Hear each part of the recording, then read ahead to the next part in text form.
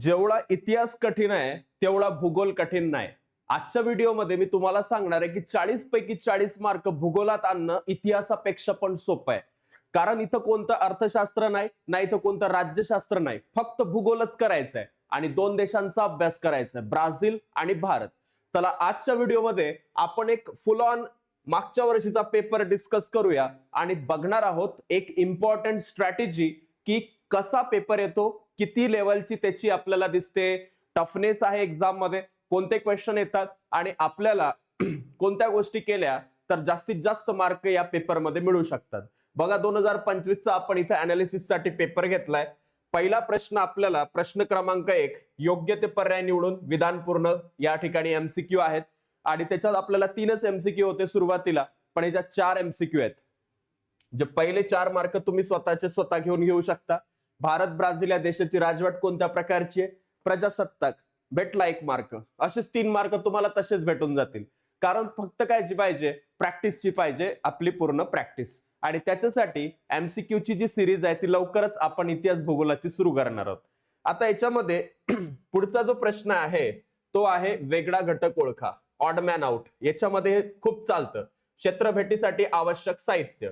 याच्यामध्ये प्रश्नावली, कॅमेरा, संगणक, नोंदवही असे 3 ऑप्शन दिले. तुम्ही प्रश्नावली घेऊन जाता, बरोबर आहे. कॅमेरा आपल्या फोन मध्ये असतो तसाही घेऊन जातात बरेच लोक. नोंदवही नेतात, पण कॉम्प्युटर सोबत घेऊन जातो का, नाही. भेटला 1 मार्क. 4 मार्काचा प्रश्न आहे. पुढचा ब्राझील मधल्या नद्या पहा. ब्राझील मध्ये अमेझॉन आहे, पॅराग्वे आहे, उरुग्वे आहे, गंगा आहे का, कटलं. अशाच प्रकारचे तुम्हाला सगळेच्या सगळे मार्क 8 मार्क पहिल्याच याच्यामध्ये भेटू शकतात जर भूगोलाचा तुम्ही चांगला अभ्यास केला तर. त्यासाठी लेक्चर्स, त्यासाठी सगळ्या बॅचेस, आपल्या सगळ्या ज्या रेग्युलर तुम्ही करताय त्याला केलं पाहिजे, तेव्हा ह्या सगळ्या गोष्टी शक्य आहेत. त्यानंतरचा जो महत्वाचा प्रश्न येतो तो आहे प्रश्न क्रमांक 3, चूक की बरोबर ते सांगा. तुम्हाला चूक की बरोबर येतच असेल अशी अपेक्षा करतो. 8 आणि 4 12 इथं पुन्हा 4 मार्क भेटणार आहेत तुम्हाला जर तुम्हाला हे स्पष्ट करता आलं तर. आता बघा, भारतातील लोकसंख्येत तरुणाईचं प्रमाण जास्त आहे, बरोबर आहे. मोदीजी तिकडे ट्रम्प म्हणतोय India has the largest population of youngsters, तर तुम्हाला ते करंट अफेअर नुसार तसं माहिती पाहिजे. ठीक आहे, भेटला 1 मार्क. ब्राझील भारत या दोन्ही देशात एका वेळी समान ऋतू असतात का, तिथं विषुवृत्त आहे, त्या ठिकाणी मकर ऋतू आहे, 2 ऋतू आहे तिकडे. आपल्याकडे फक्त कर्क ऋतू आहे आणि आपल्याकडे 4 सीझन आहे, त्यांच्याकडे तसं नाहीये. त्यामुळं हे चुकीचं विधान आहे. मॅनस हे निग्रो आणि अमेझॉन नद्यांच्या संगमावरचं बंदर आहे. काय वाटतं तुम्हाला, या प्रश्नाचं उत्तर कमेंट बॉक्स मध्ये नक्की टाका. अतिशय सोपा प्रश्न आहे. पुढचा प्रश्न त्याही पेक्षा सोपा आहे. ब्राझीलमध्ये लिंग गुणोत्तर जास्त आहे, आहेच की जास्त. आपल्या भारतापेक्षा त्यांचं स्त्रियांचं प्रमाण जास्तच आहे पुरुषांपेक्षा, तर ही जमतच तुम्हाला. ब्राझील हा वाघ, सिंह हे दोन्ही प्राणी असणारा जगातला एकमेव देश आहे. दिसताक्षणी चुकलंय, भारत पाहिजे होतं तिथं, ब्राझीलमध्ये नाहीये दोन्ही प्राणी. त्यामुळं अशा प्रकारचे जर प्रश्न आले सोडायचे नाही. 4 मार्क इथं बी भेटले तुम्हाला. तुम्हास पुरवलेल्या ब्राझीलच्या नकाशा आराखड्यात पुढील घटक दाखवा. तुम्हाला एक नकाशा प्रोव्हाइड केला जाईल, एक कोरा नकाशा, एक ब्लँक मॅप तुम्हाला भेटेल आणि त्याच्यामध्ये पंपास नावाचा प्रदेश तुम्हाला माहितीच आहे, आपण पाहिला, एक गवताळ प्रदेश आहे ब्राझीलच्या दक्षिणेमध्ये. दाखवतो मॅप मध्ये पण दाखवतो. आणि मॅराजो बेट दाखवायचं, ब्राझीलची राजधानी ब्राझिलिया दाखवायची आहे. पिको दी नेब्लिना 3014 मीटरचं शिखर आपल्याला ते दाखवायचंय. पॅराना नदी दाखवायची आणि मारानो राज्य दाखवायचंय. बघा इथं पहिल्यांदा हा एक राज्याचा मॅप आहे. याच्यामध्ये मॅरानो नावाचं जे राज्य आहे ते कुठं दिसतंय, कुठं आहे, ह्या इकडं, या ठिकाणी मॅरानोवा. त्यानंतर ब्राझीलची राजधानी ब्राझील आहे इकडं. त्यानंतर पॅराना नावाची नदी इकडून वाहती, बघा इथं आहे. त्यानंतर याच्यामध्ये अजून अमेझॉनचा प्रदेश रोराईमा हे दिसलंय. आता तुम्हाला ते पिको दी नेब्लिना दाखवून देतो. या ठिकाणी 3014 मीटर उंचीचं शिखर पिको दी नेब्लिना तुम्हाला दिसतं. अमेझॉनचा प्रदेश, अमेझॉनचा नदीचा भाग. इथं पंपास नावाचा गवताळ प्रदेश आहे, हे पंपास तुम्ही दाखवू शकता. फक्त प्रश्नाचा जो नंबर आहे तो व्यवस्थित द्यायचा की कुठला प्रश्न आपण कुठं दाखवतोय मॅप मध्ये, तर ते व्यवस्थित करायचं. सूची बनवायची आणि त्याच्यावरती स्पेशल मॅपिंगचे व्हिडिओ 4 ते 5 अपलोड केलेत याच चॅनल वरती. त्यानंतर पुढचा प्रश्न कोणता येतो, किती मार्क लावतोय, 4 मार्क लावतो, फक्त नावच टाकायची होती. 8 आणि 4 12 झाले होते, 12 आणि 4 या ठिकाणी तुमचे 16 मार्क झालेत. पुढं अजून एक प्रश्न ऑर मध्ये आहे. तुम्हाला ब्राझीलचं जमत नाही मग भारताचं सोडवा. ऑर मध्ये किंवा मध्ये आहे. काय म्हटलंय वरील नकाशा काय दाखवतोय आपल्याला? आपल्या भारताचं पूर्णतः एक प्रादेशिक स्वरूप दाखवतोय आणि त्याच्यामध्ये भारताचा जो उत्तर दक्षिण विस्तार आहे, पूर्व पश्चिम विस्तार आहे तो दाखवतोय. सोबतच भारतातील सर्वात दक्षिणेकडचं टोक कोणतं आहे? सर्वात दक्षिणेकडचं म्हटलंय.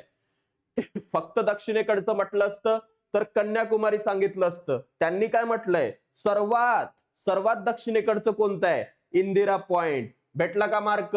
भेटला मास्तर, 2 मार्क भेटले. आणि त्याच्यातही और आहे, कोणतेही 4च सोडवायचे. भारतातील पूर्व पश्चिम अंतर किती आहे? इथंच दिलंय की हे पूर्व हे पश्चिम 3000 किलोमीटर त्यांनी दाखवलंय. लिहून टाकायचं, त्यांनी जे दाखवलंय तेच लिहायचं. भेटला 1 मार्क. भारताची प्रमाण वेळ कोणत्या रेखावृत्तावरून निश्चित केली? हे तर मी तुम्हाला किती वेळा शिकवलंय? 82.5. ओके, 82.5 आपल्याला हे माहितीये. ठीक आहे, या रेखावृत्तावरून. त्यानंतर आपल्याला पुढचा प्रश्न काय? भारताच्या पश्चिमेला कोणता समुद्र आहे? हे कोणाला माहितीये? अरबी समुद्र. अशा प्रकारे तुम्ही इच्छे पण 4 मार्क जे आहे बिंदास घेऊ शकता, काहीच टेन्शनचा विषय नाही. पुढचा जो महत्वाचा विषय याच्यात आपण घेतोय तो म्हणजे भौगोलिक कारण लिहा. हा एक इम्पॉर्टंट प्रश्न आहे. इथून थोडंसं तुम्हाला माहिती असली पाहिजे भूगोलाबद्दल, कारण इच्छापर्यंत आपण 16 मार्क चांगले घेऊ शकतो आणि 16 मार्कात ज्यांना पास आहे तर पासही होऊ शकतात.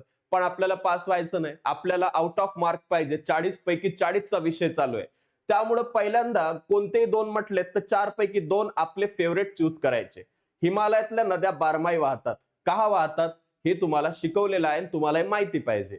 त्या ठिकाणी हिमालयामध्ये तुम्हाला माहिती आहे बर्फ पडतो, त्याचबरोबर त्या ठिकाणचं वातावरण, त्या ठिकाणी तिबेट कडून थंड वारे येतात. नेहमी त्या ठिकाणी काय असतं? आईस, ह्या सगळ्या गोष्टी असतात. बर्फ, हिम ह्या सगळ्या गोष्टी आहेत. त्यामुळं बारमाही नद्या वाहण्याचं कारण म्हणजे पावसाळ्यात तर नद्या तुडुंब भरून वाहतात, त्याचा काही प्रॉब्लेम नाही. पण ज्यावेळेस ऑफ सीझनही चालू आहे नद्यांचं, उन्हाळा चालू आहे, त्यावेळेस बर्फ वितळतो, त्याही वेळेस या नद्या ज्या आहेत वाहत राहतात. ते व्यवस्थित लिहिता आलं पाहिजे. त्यानंतर ब्राझीलमध्ये उष्णकटिबंधीय वादळ कमी प्रमाणात होतात. कारण काय? विषुववृत्ताचा भाग आहे. विषुववृत्तावरती दिवसा पाऊस, त्या ठिकाणी 12 वाजेपर्यंत ऊन तपते, त्यानंतर पाऊस होतो, हे कंटिन्युअसली चालू असतं.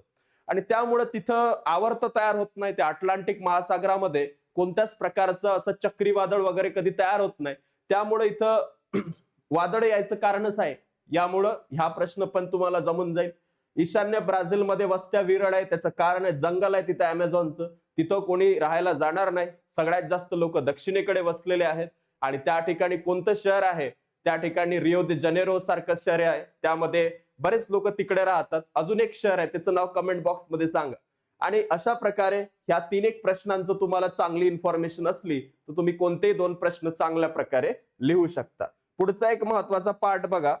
याच्यामध्ये खालील दिलेल्या सांख्यिकीय माहिती असा एक आलेख तुम्हाला इथं दिसतो आणि सांख्यिकीय माहिती दिसते. या आलेखामध्ये तुम्हाला काही प्रश्न विचारले जातात.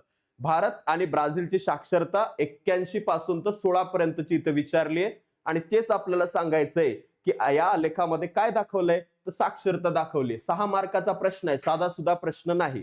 पुढचा प्रश्न आहे 91 साली भारताची साक्षरता किती होती? लगेच इथं 91 ला आलो आणि आपल्याला भारताची साक्षरता 48.2 भेटते. लगेच मार्क मिळाला. 91 ते 1 या दशकात भारतात साक्षरतेचं किती टक्क्यांनी वाढ झाली? 91 पर्यंत यायचं आणि 1 मध्ये यायचं. या ठिकाणी 48.2 आणि 61 मधून 48.2 वजा करायचे आणि तिथं लिहून टाकायचं की एवढ्या टक्क्यांनी वाढ झाली. एवढं सोपं आहे. म्हणून मी तुम्हाला म्हटलं इतिहासापेक्षा भूगोलामध्ये आउट ऑफ मार्क्स घेणं खूप सोपं आहे, काहीच कठीण नाही.